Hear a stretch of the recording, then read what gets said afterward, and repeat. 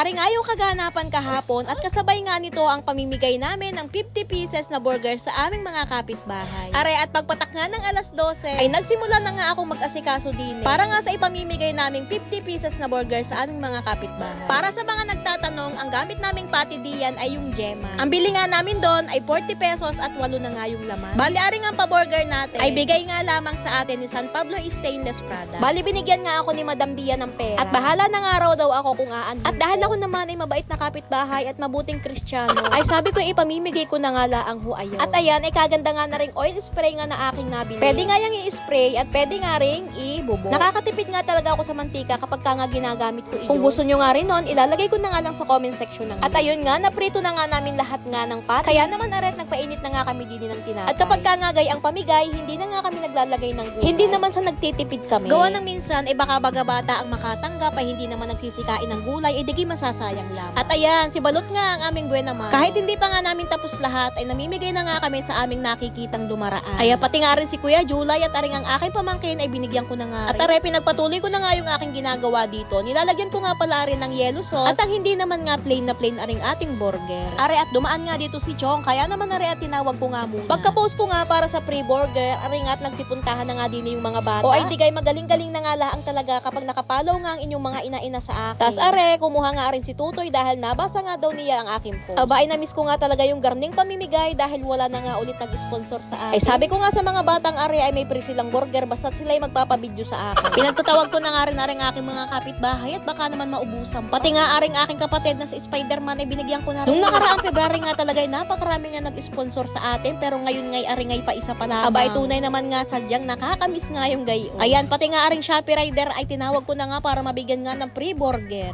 Okay, thank you. Thank you. Hi! Sorry. Wala ba itong libre cheese?